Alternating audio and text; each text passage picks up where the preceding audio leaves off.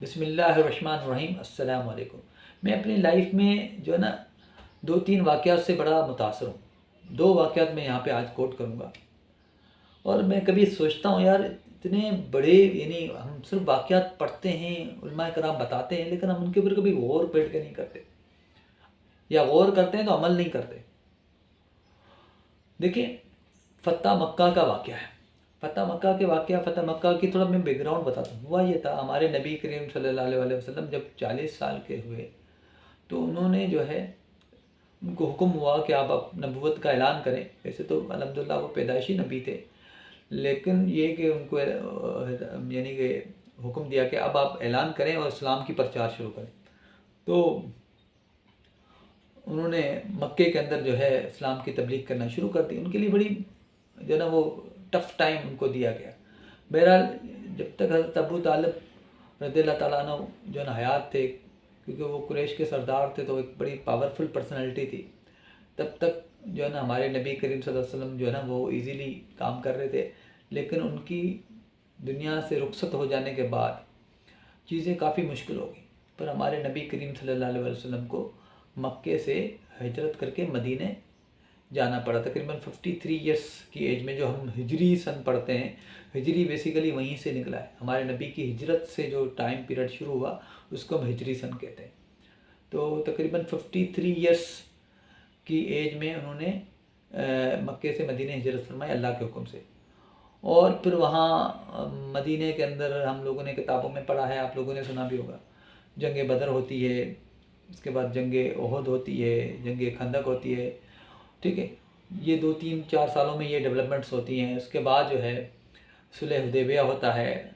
सुलह हुदैबिया के बाद फाइनली चीज़ें होते होते चीज़ों को हमारे नबी करीम सल्लल्लाहु अलैहि वसल्लम जो है वो मुसलमानों का लश्कर लेके वो मक्के को फ़तह करने निकलते हैं और बुलाकर मक्का फ़तह होता है। मक्का फ़तह होने के बाद अगर अब यहाँ पे सोचने की बात है, सोचने की बात यह है कि एक शहर है, उससे आपको निकाला गया या आपको निकलना पड़ा किसी वजह से कि आपकी जान को ख़तरा था। उस शहर को आप ठीक 4-5 साल बाद आके फ़तह करते हैं।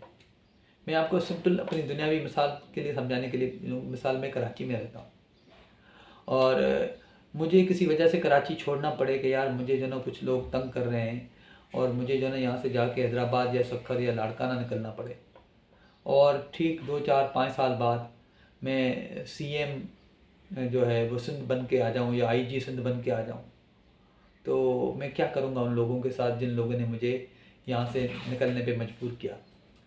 तो मैं बिल्कुल, आप समझ सकते हैं क्या करूँगा। लेकिन हमारे नबी करीम सल्लल्लाहु अलैहि वसल्लम ने जैसे मक्का फ़तह किया, उन्होंने ना सिर्फ आम माफ़ी का ऐलान किया बल्कि किसी से बदला नहीं लिया। इवन जो लोगों ने उनको डायरेक्ट तकलीफ़ पहुँचाई थी उनको भी माफ़ कर दिया। इसी तरीके से एक वाक़या है, हज़रत अली करमुल्लाह वजह किसी काफिर के साथ लड़ रहे थे, वो उसकी गर्दन काटने वाले थे। तो उस दौरान उसने ऐसी कोई हरकत की, मैं वो हरकत बताना नहीं चाह रहा, हमें पता है, आपको भी पता होगा, लेकिन चूँकि हज़रत अली करमुल्लाह वजह की शान ऐसी है कि वो वाला जो हरकत है वो हमें बताने में भी ज़रा ज़बान हमारी जो है वो लड़खड़ा रही है। तो उन्होंने ऐसी गलत हरकत की जिसकी वजह से हज़रत अली करमुल्लाह वजह ने वो उनको छोड़ दिया। वो काफ़िर परेशान हो गया। मैंने कहा यार ये क्या मसला है, अभी तो ये मुझे सर उड़ाने वाला था और मैंने हरकत की तो ये और बेदर्दी से मुझे मारता, लेकिन ये उल्टा मुझे छोड़ रहा है। तो उन्होंने पूछ लिया, तो हज़रत अली करमुल्लाह वजह ने बड़ा तारीखी वर्ड अल्फाज थे, तारीखी अल्फाज लिखने के, लिख लिख के अपने पास रख लें या दिल पे यार, कि हज़रत अली करमुल्लाह वजह ने फरमाया कि पहले मैं आपको अल्लाह की रज़ा के लिए कत्ल कर रहा था, लेकिन जब तुमने ये हरकत की तो मेरे दिल में ये ख्याल पैदा हुआ कि अब ये मेरा ज़ाती झगड़ा हो रहा है, ये मेरा ज़ाती इंतकाम हो रहा है, इसीलिए मैंने तुम्हें छोड़ दिया। तो याद रखें, दुनिया में मेरिट पे डिसीजन लें, ज़ाती इंतकाम ना लें। अपनी लाइफ में आप कहीं भी किसी भी फील्ड में हैं, बॉस हैं, टीचर हैं, जज हैं, वकील हैं, जो भी फैसले करें मेरिट पे करें, ज़ाती इंतकाम की बुनियाद पे ना करें।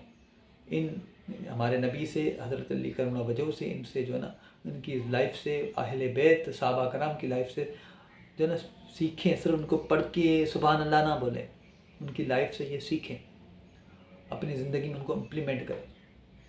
उम्मीद है वीडियो अच्छी लगी होगी। ऐसी वीडियोस देखने के लिए मेरे चैनल को लाइक करें, सब्सक्राइब करें।